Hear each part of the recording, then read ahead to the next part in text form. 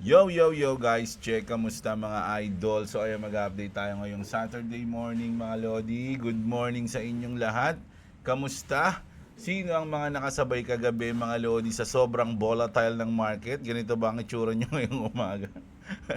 Ah, so, grabe, bago ang lahat mga idol, alam nyo na, palike ng video natin. Siyempre sa gusto ng ganitong content, everyday update, upload at di pa huli sa balita sa crypto globally.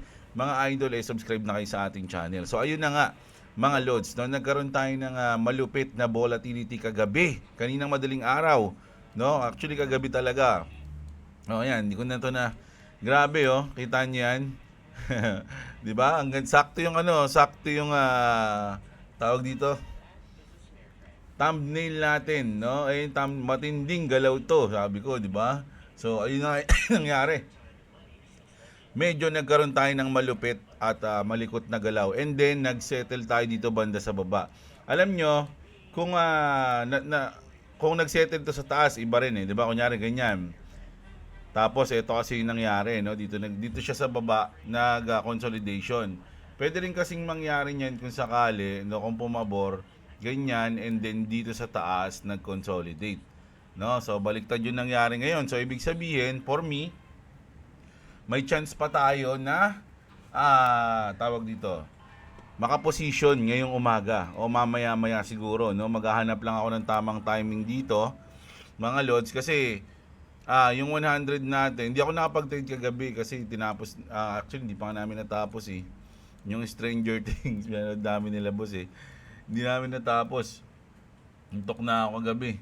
Ito mga lodi, no, yung ating 104. Kung titignan natin, ang kanyang liquidation is 2.3.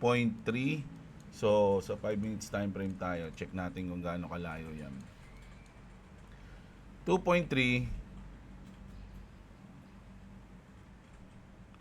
Tama ba? 0.3. Dito siya dito. Yan, dito banda, no? Dito banda.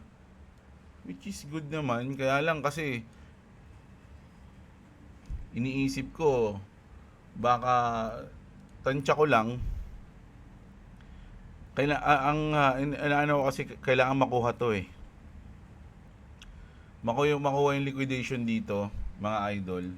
No, kumbaga, kunin niya muna yung liquidation diyan, abutin niya muna yung range na yan bago siya bumelo pataas. Ganun yung iniisip ko yan. Kaya ngayon medyo ano pa rin ako eh. Iniisip ko nga pag tumaas to dito ng konti, magsi-short ako. No, wala pa. Medyo ang bagal ng galaw dito. Nagkaroon ng boring pace simula kagabi, no, nung malupit na galaw, and then nagkaroon ng consolidation. So, di sa ngayon hintay-hintay lang tayo for me. No, hanap lang tayo ng timing mga idol kung ano yung mga pwede nating gawin diyan, okay, mainip, na? Grabe yan, no? 'Di ba? Long oh, sabay may mga naglong bangkain. Oh. Ito, ang daming winasiwas talaga kagabi mga idol. So maraming na-liquidate dyan. Mga naghabol ng long, biglang bumagsak. Naghabol ng short, biglang nag-up. And then naghabol ng long, biglang nag-down. So ito, yung mga kala mo pataas na. Nakaposisyon ka dito, imagine.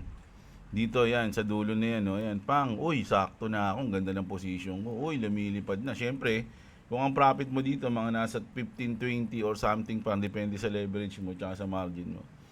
Kung kukunin mo na ba, o di ba, bigla mong hindi kinuha, sige mamaya na, hintayin ko dito, ganyan, nag-a-analyze ka pa, oh. So, biglang kinain, kain ang iyong position. Talo, no? So, grabe to. Kagabi, buti na lang. Nakapag-relax tayo kagabi, no? Hindi ko na sabayan to mga idol eh. So, ngayon tayo hahanap ng tiyempo ngayong araw. Ini-expect ko na kahit sana babain niya to mga idol, no? Ito lang. Ayan lang o dyan, yan. Dito nga sa blue na yan, o ayan o. Malampasan niya lang yung blue na yan. Mga idol. Goods na position na yung for me. No? O ayan. News na tayo. Ano ba yung nangyari? Ba't naging volatile? Kagabi kasi meron tayong inaasahan, no? Yung decision ng korte tungkol sa tariff ni Trump. Pero ano nangyari mga lods? No? Binitin tayo. Binitin mga idol, no? US Supreme Court rescheduled tariffs hearing for January 14. January 14 pa mga lods, imagine. January 14. Ito yung isang araw before nung Clarity Act. Talagang gusto nilang malito yung mga tao. Di ba? January 14 mga idol. 15 yung sinasabi nila sa Clarity Act natin di ba? So, pag nag-bad news to, ito yung panira, mga lodi, pwedeng mag-drop yung market and then pag nag-good news, pag na-aprobahan yung Clarity Act, saka aangat, no? Parang ang mangyayari, kukunin muna tayo, bang, tapos saka lilipad, no? Ganun ba yung mangyayari? Mga idol, pinipredict lang natin, 80% chance tariffs will be deemed illegal, no? So, ayun nga So, parang ini-expect na rito, bad news na mga idol Kasi kung nangyari ito ngayon, na-desisyon na ito ngayon, may mga hakbang pa na gagawin niyan si Trump So, doon na tayo babase sa susunod niyang move. If ever na dinesisyonan ng korte na illegal to.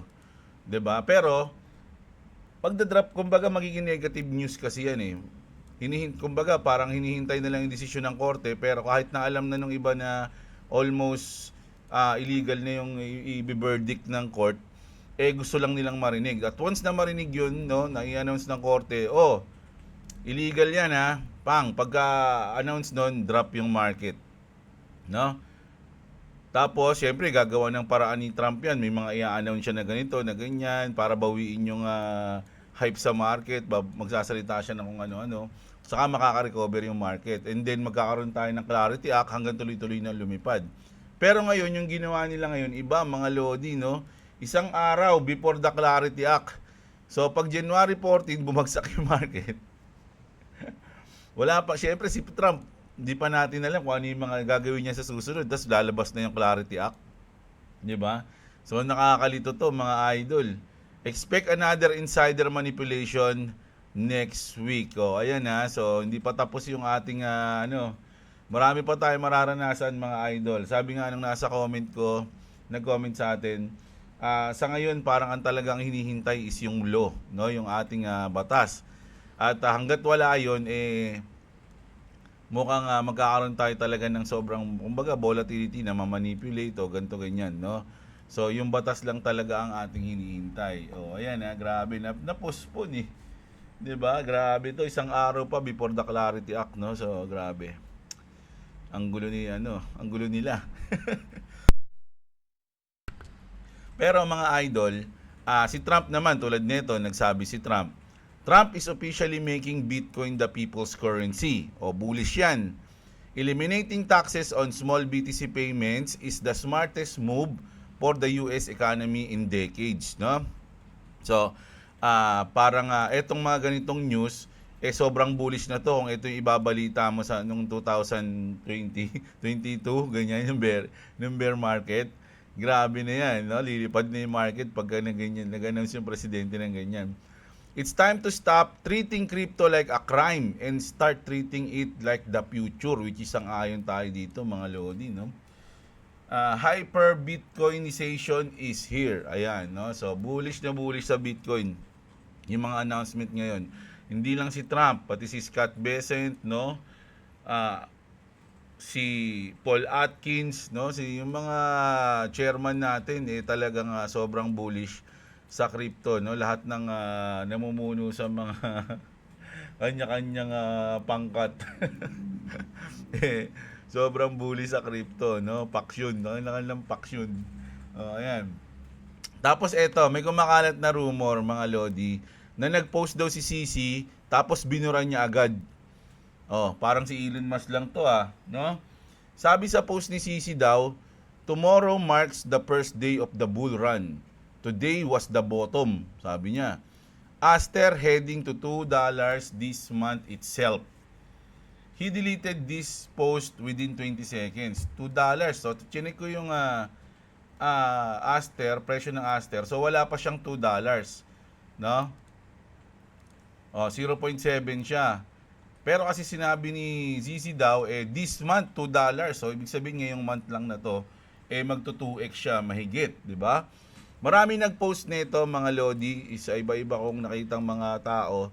Pero nung binerify natin kay Grok, mukhang hindi to totoo. No? Hindi katulad nung kay Elon Musk, pag nag-post siya, tas binura niya, pag tinanong mo si Grok, alam ni Grok na pinost niya Kumbaga sabi, yes, he posted it but he deleted as fast as he can. Yung ganun. Pero eto hindi daw to totoo mga lodi. Huwag kayo masyadong mamaya kasi dahil pinost niya to, magsibili kayo ng Aster. Although yung Aster sa tingin ko is goods naman, pero kasi ito fake news to mga lodi 'Di ba? So baka dito kayo bumase para bumili ng Aster, do your own research na lang po mga idol, no? Tulad ng sinasabi ko nga sa mga content creator, huwag kayong umasa para bumili, magbodega o mag-hold ng kahit anong coins, lalo na sa akin dahil hindi ako financial advisor. No, do your own research mga idol So ayan. And then ito, basahin ko to mga lods Ito maganda to sobrang solid nito. Ito yung isa sa mga magandang news ngayong umaga. A crash like October 10 will never happen again. Ayun yung sabi dito. And here's why. The Senate Banking Committee is set to vote on the Clarity Act on 15 of January. So ayun na nga, di ba? January 15. For those who don't know, the Clarity Act is a proposed US law to end regulatory hurdles for crypto, no? Hurdles for crypto. With the Clarity Act, the manipulation in the crypto market is expected to drop 70 to 80%, no? So ayun yan, isa sa mga goal ng Clarity Act, yung hindi naman manipulate yung market, di ba? Isa yan, mga idol, no? Kaya napaka-importante ng batas na yan. As we all know, October 10 was a massacre for the crypto holders. A lot of people lost everything that day, but still, we don't know who's actually responsible, no? Marami nang pinagbintangan diyan. Marami nang sa mga bangko na sinasabi na sila yung may pakana, katulong nila yung mga big crypto exchange, no? So, pero lahat 'yon is haka-haka kumbaga parang theory lang nila, no? With the Clarity Act, this won't happen. And the crypto market will trade like traditional finance, no? But why do you think the approval is coming? This is because insiders are already running the event. Yesterday, it was reported that the US congressman has disclosed buying 100K in BTC. No? For anyone curious, he sits on the Financial Service Subcommittee on Digital Assets. Before that, US Congressman Byron Donalds disclosed buying $200,000 in Bitwise spot Bitcoin ETF. No, pinagbabawal na kasi sa kanila lalo na sa mga politiko, no? Pangkalahatan na natin, no, na magganyan, no, mag-trade or something. Kasi parang magiging siya, kumbaga magkakaroon ng conflict of interest. Parang ganun, ha? Right now, he sits on the Senate Banking Committee. Yesterday, it was reported that the bill will most likely be approved. Once it's approved, it will head to the floor for a full Senate vote, then back to the House for final passage. And in the end, to the President Trump desk, no? So, ibig sabihin sa 15 pala, full Senate vote, then back to the House to the final passage, and then to the President Trump desk na. So, siguro bibilang na ng mga araw 'yun from 15, 'di ba? From 15 na di ko alam kung ilang araw, yung mga 2 days, 3 days bago makarating sa lamesa ni Trump.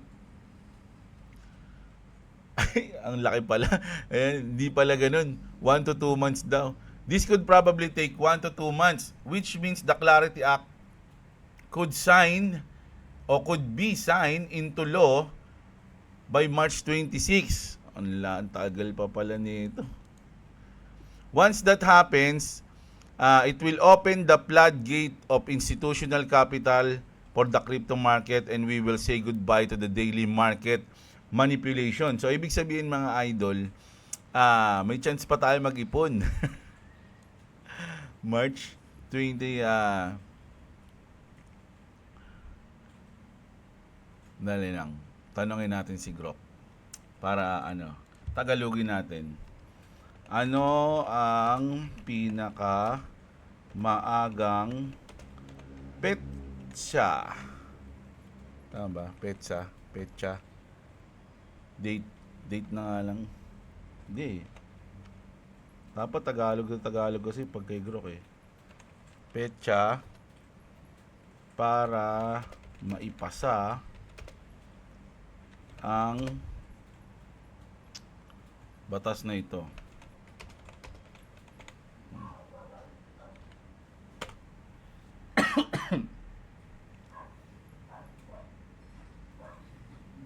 Ang pinakamaagang petsa, earliest possible date para maipasa at maging batas ang Digital Asset Market Clarity Act ay malamang sa katapusan ng Enero o Pebrero. So, January or February. Pero mas realistic sa March 2026. Base sa pinakabagong updates, narito ang breakdown ng timeline ngayong January 10. Ito So, ayun na nga, no? Exciting na panahon para sa crypto. Kung may bagong update after January 15, malaking galaw yan sa market. So, pwedeng sa katapusan ng January o February. Ayun na, no? So, pero mas realistic daw yung sinabi dito sa post na to na March. Pero it's not a matter of if, no? It's a matter of when na kasi to, mga idol, no? Ibig sabihin, mangyayari to. Time na lang. It's inevitable, kumbaga nga.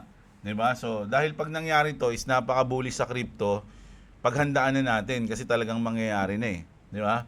Yung date na lang yung tinatanong natin kung kailan. Diba? So, sabi nga niya, pinakamaaga, January, Enero daw eh, diba? Sa katapusan ng January o February. Pero mas realistic sa March. Yun. Diba? Goods yan, mga idol. Pwede pa tayo mag-ipon. Pwede pa tayo mag-trade. Kasi iniisip ko, mga idol, once na pumasa na yung Clarity Act, yung market natin, eto, hindi na siya magiging ganun ka-volatile. No? Ano sa tingin nyo? Kayo, sa tingin nyo, kung sakaling may ganun na, syempre wala na nagmamanipulate eh. So, yung mga malalaking galaw, no, ng manipulation baka hindi na natin maramdaman kasi sabi nga doon 70 to 80% mawawala, no, yung manipulation. So sa tingin nyo ba may enjoy pa natin ang trading if ever na meron na tayong ganyang batas, no? Paasa na tayo sa mga news kasi pag ganito yung mga news na makakaapekto sa tingin ko lang wala na yung mga yung mga candle analysis. Di ba? Hindi ko alam Siyempre hindi pa first time mangyayari sa atin 'to, 'di ba? So hindi natin alam kung ano yung may epekto niyan. Pero overall bullish 'yan, 'di ba? Ito naman. Ito, pinost to ng Ripple mismo kaninang madaling araw, no? 2 AM. Today, our partners, Bank of New York Global launched tokenized deposit services for institutional clients, bringing the promise of the digital asset directly into the banking system with Ripple Prime as an early adapter. We're proud to expand our long-standing strategic collaboration with BNY, the primary reserves custodian of RLUSD. Together, we are bringing traditional and digital market, mga idol, no? So goods to, no? BNY, Bank of New York. Kaya sabi, tungkol sa post na to, may follow-up tayo. Sabi dito, this is how the old system get replaced. No? Ayan yan. No? Ripple just confirmed what many still do not fully grasp. BNY Mellon has officially launched tokenized deposit service for institutional clients with Ripple Prime as an early adopter and BNY as the primary reserve custodian of RLUSD. Read that carefully. Sabi niya, parang itatak nyo sa kukote nyo. This is the core of the banking system going on-chain. Tokenized deposit means banks can move real money backed by real balance sheets with blockchain speed and programmability while remaining fully compliant. No systematic IOUs, no offshore workarounds. Now connect the dots. BNY Mellon sits at the center of global custody. Ripple sits at the center of digital settlement. RLUSD becomes the regulated dollar rail. XRP remains the neutral bridge asset for liquidity, no? XRP talaga liquidity yan, mga lods, no? Isa yun sa mga talent niya. This is how traditional finance and digital markets merge without breaking compliance, custody, or trust assumptions. Ripple is embedding itself directly inside the banking stock that moves trillions every day. This is not adoption coming someday. This is infrastructure being deployed now. Kumbaga nag-uumpisa na, mga idol, no, yung kanilang pagsakop sa financial system natin. And once bank start settling tokenized deposits at blockchain speed, there is no going back, mga idol, no? So for me, mga ganitong news tungkol sa Ripple at sa XRP, sobrang yung mga reason kung ba't hindi ako nagsisisi na mag-invest sa kanya, sa kanila, no, sa XRP. Pero sinasabi ko nga, do your own research, ha. Hindi ko sinabing bumili kayo niyan. Kung gusto nyo, huwag na kayong bumili. Huwag nga kayong bumili, para kami lang eh. Selfish yarn. Ayan. Di ba? So, ayun yung news natin, mga idol, no? Sana meron kayong, kasi maaga eh, no? Maaga pa. Mamaya, babawi tayo. Actually, may lakad ako ngayon. Kaya medyo maaga ako nag-record. No? Pero mapapanood nyo to mga 10 or 10:30. No? Kasi ngayon nasa 9:30 eh. So, hindi ko alam kung ano pa naman. Minsan kasi matagal mag-upload sa YouTube, i-check niya pa kung meron mga ganito ganyan. O, di ba? So, ayun, mga lods, no? Kita-kits tayo mamayang gabi. Sana enjoy niyo yung ating video ngayon kahit medyo maikli lang, no? Sobrang bilis lang ng update natin. So, importante naman eto nga na-postpone yung tariff na inaasahan natin kahit na naging volatile, no? Dahil na-postpone pala, mga idol, no? Tapos syempre yung mga bullish sa crypto, no? Lalo na sa Bitcoin at yung binasa natin na to na medyo informative, mga idol, no? So ayan, kita-kits tayo mamayang gabi, mga idol. Maraming salamat sa mga nanood. Like nyo yung video natin. At syempre sa mga gusto ng ganitong content, subscribe kayo sa channel natin. Check nyo yung mga link dyan sa description sa baba ng video, mga idol. Malaking tulong yan. Kita-kits, magandang araw sa inyo, mga kapatid. At What's up? What's up? kala ko ba you're back? Oh yeah. If you don't subscribe to me, I'll just be chill. Okay, I'll just be chill. I just what? I'll just be chill. Be chill. Okay. Bye-bye. Good morning. Bye. Good morning? Yes, maga pa eh. Oh yeah. Good morning.